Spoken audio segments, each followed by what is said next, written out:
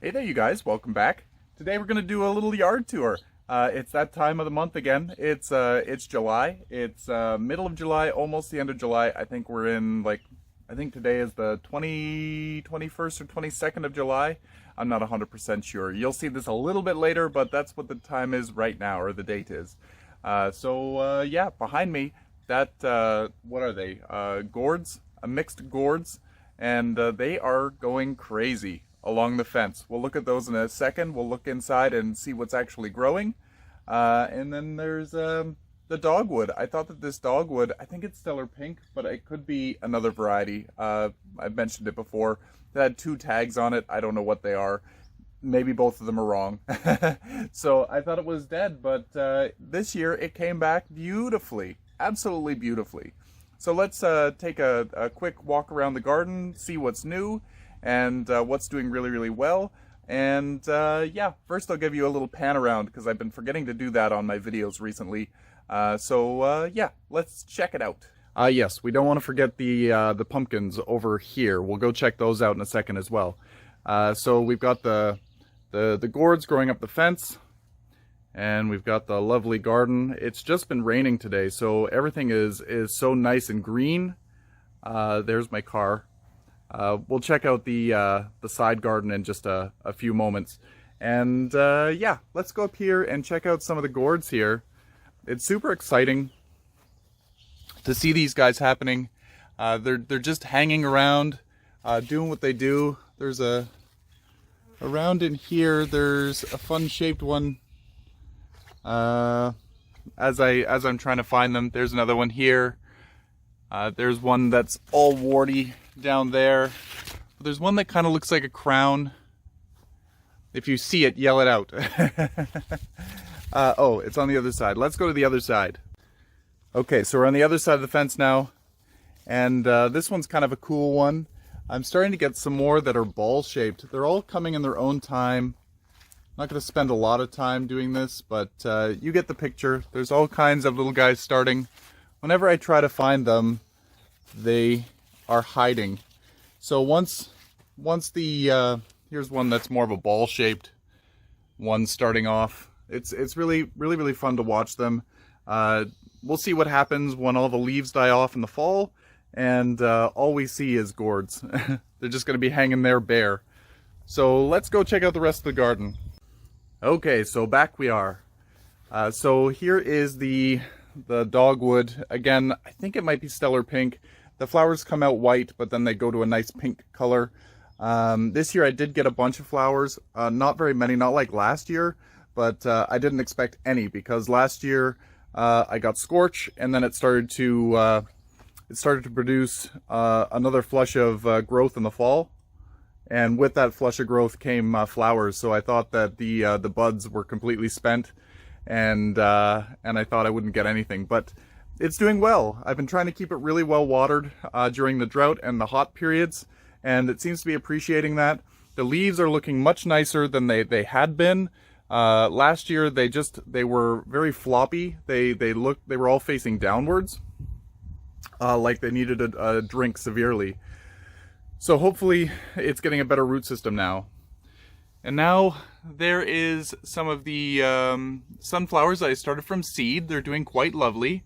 I've got another one of the sunflowers here, started from seed. This isn't a giant sunflower. It's, I feel like it was called something like pina cola or something, like pina colada, but without the colada. I think it was C-O-L-A, but it could be pina colada.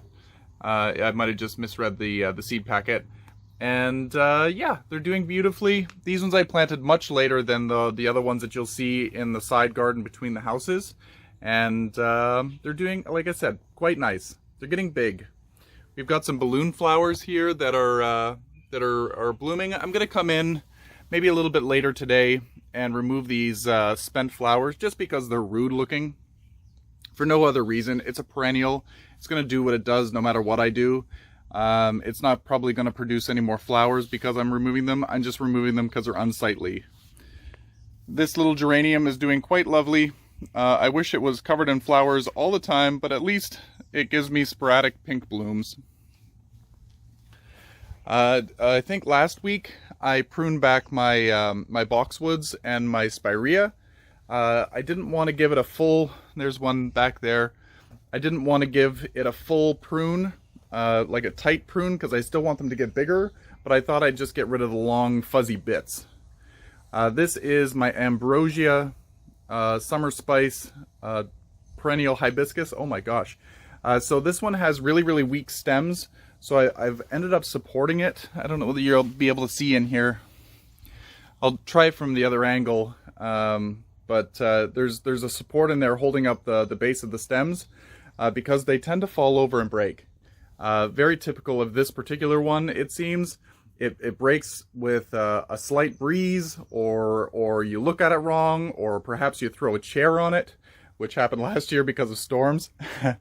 But we got all kinds of flower buds. So next time we do an update video, there will be flowers all over this. If you remember this last year, it was a beautiful, I'm going to say it's a hot pink with kind of a creamy white center, and it's really, really beautiful. These gentiane, you probably saw a Facebook post or an Instagram post with these guys. They're not looking so good right now because they're starting to fade, but the flowers can be very, very beautiful. But this guy is near done. When I took the Instagram photo, they were just starting off. The pansies are looking pretty good. I deadheaded these. I took all of the flowers off about 3 days ago. I think I did it on Sunday, and it's Wednesday now. So they're doing really, really good. I've got to go and do it again. I try to do it once a week. Go in and take every single bloom off. Only the ones that I know specifically are just starting off, just about to open, I'll leave. But if I'm unsure, I take it off. So I take off most things. So with these guys, I'm probably going to keep them for another couple of weeks, and then once I start seeing the ornamental cabbage out in the garden centers, I'm going to start replacing them with some small 4-inch ornamental cabbage, so that those cabbage get to be a nice size for fall. Not that I'm trying to plan my fall garden. The Japanese forest grass is looking really, really nice as well. I'm hoping that it starts to spread a little bit. It has grown, but I'm hoping that it starts to put down its good root system and starts to spread not like wildfire, but I want a nicer clump underneath there. I like the levels of the Japanese forest grass. It's kind of like a wave. And then over here we have, it's been raining so they're not out, but these are portulaca, and they have a beautiful pink and white flower that obviously they close up at night or in a storm. They like to come out in the full sun. So if you have full sun, portulaca is probably a good thing for you. But if you have any shade, they don't tend to flower very well in the shade. Here are the baskets or pots by the garage. They're looking pretty good. We'll come by and look at those in a second. This hibiscus, I pruned it back twice. I pruned it back once to get it to branch out, and then I pruned it back again because I didn't like where it was branching. So, and it also was branching too much. So it was trying to feed all of the little new growths, and nothing was really amounting to much. So I pruned it back a little bit more, so it focused its growth on just a few branches, and it worked. We're starting to get nice strong growth now. It won't be long until there's flower buds developing, but just try to keep them fed. Hibiscus are really heavy feeders. If you notice that you've had yours for a few months and it hasn't produced any buds, you might need to feed it. But a little autumn joy sedum. I wanted to have something back there. It used to be, I think in the last video it was the painted daisy, but it's so dry back there and it's very sandy, so I thought that a sedum would probably do much better than the painted daisy. Let's look under here. Okay, you can kind of see the support here. It comes up about 16 inches from the base, and it's holding things up. So far it's working really, really well. I had to put a second one in because I thought that everything was leaning forward, but it indeed was also leaning backwards. So they were starting to fall backwards. Anyway, problem hopefully resolved. We'll see when it starts to bloom and actually gets heavy. So let's wait and see. So on the porch itself, I have the Colocasia frydek. I just put an Instagram post up a couple of days ago showing what it's kind of looking like now, and well, just a selfie with me and the plant. The plant lost pretty well all of its old leaves because they were born on greenhouse stems. The greenhouse stems don't have any wind, they don't have any stresses. So when it came outside on the porch, the petioles, the stems were weak, and the wind just ripped into them, and it was pretty awful. They would twist and flop around. Now that they've gotten used to the conditions, the stems, the petioles have become much more strong, sturdy, and now the plant can withstand the wind much better than it could before. Over here we have the mandevillas and the diplodenias. The mandevilla have the bigger leaves. The diplodenia have the smaller, shiny leaves. They're not growing as well as they should. They should be starting to climb up this support, but we're halfway through the summer and they really haven't started yet. I see that it's starting to vine over on this side. You can see that it's kind of twisting around the side here, and I see a little bit right here by my finger. So hopefully now we're going to be off to the races. Here is one here of the diplodenia. Let's pull it through. Maybe that will help it attach. So let's go and check out the pots.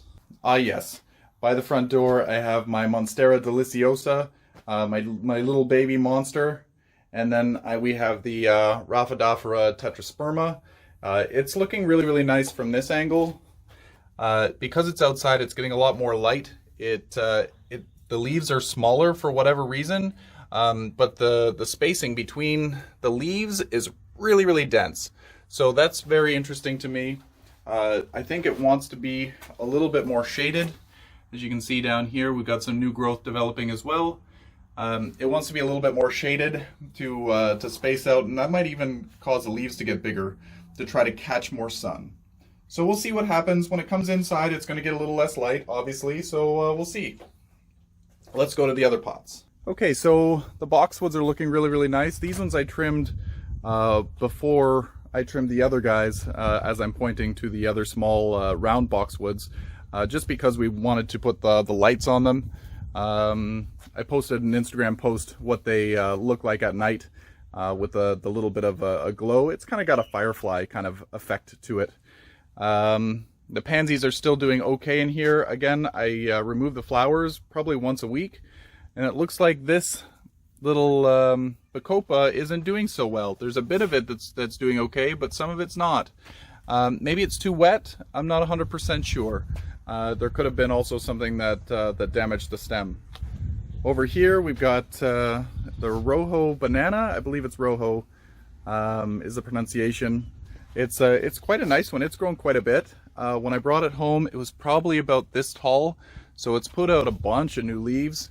The creeping jenny's looking pretty crappy, and the ivy, for whatever reason, I didn't realize that this ivy was probably a shadier plant. It needed more shade than sun, but it's really starting to wash out. As you can see with this one, it's really getting white. It could be a variegation, but I think it's a sun bleach. But as it's growing, it's growing out of it, so maybe it is some sort of a variegation. And then over here, same thing with this particular boxwood. The pansies are looking good. I ended up replacing this bacopa. The ivy are doing really nice. I should trim the tips off so that we get a little bit more branching. But it's looking pretty good. I can't wait until the winter time. We're gonna decorate these, put some ornaments on them, just some small ones, and then after Christmas is over, we are going to get a little bit of either burlap, or they sell little tree covers that have like snowmen on them, or Santa Claus, or something of that nature. So we'll see what I end up finding, but these are gonna get covered over winter just to stop any wind burn that might happen. And then before we go to the pumpkins, we'll check out this side garden. It's doing really well. These Colocasia esculenta, let me get in here. I'll change the camera around.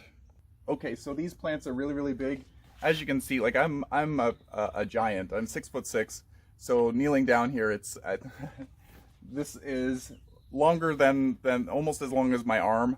It's about 30 inches from top to bottom, and it's pretty crazy. I think that the plant stands right now about 3.5 feet tall, but each leaf is almost 3 feet long, so they basically touch the ground.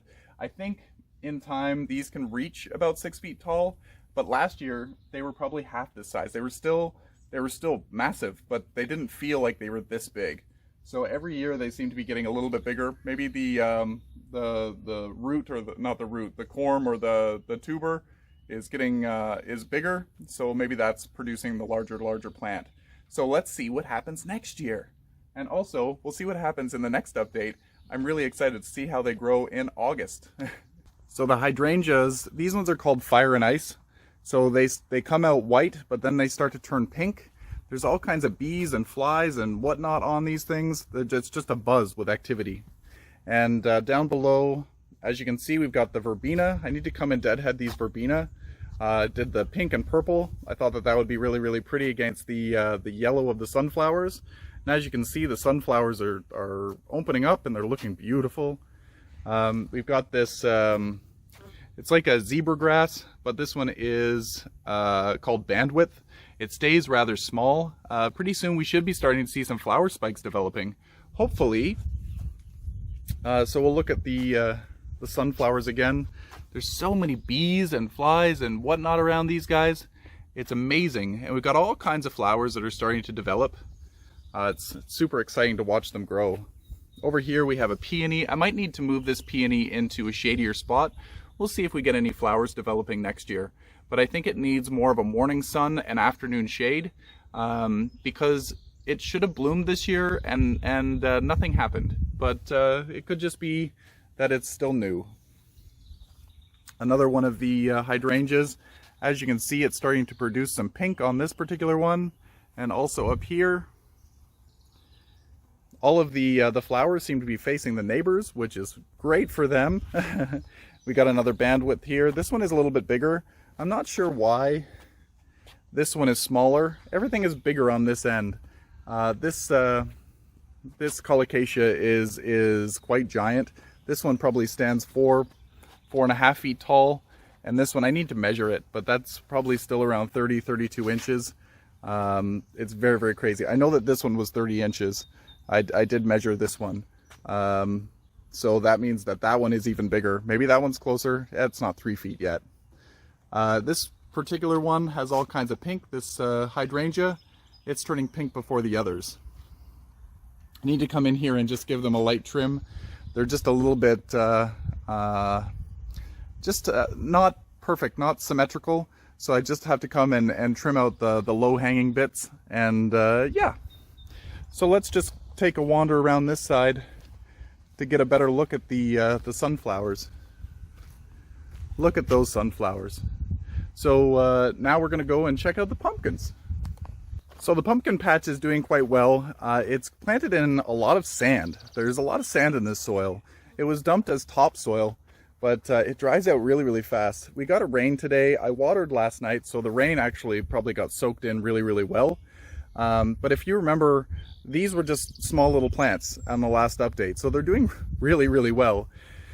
We've got all kinds of flowers starting.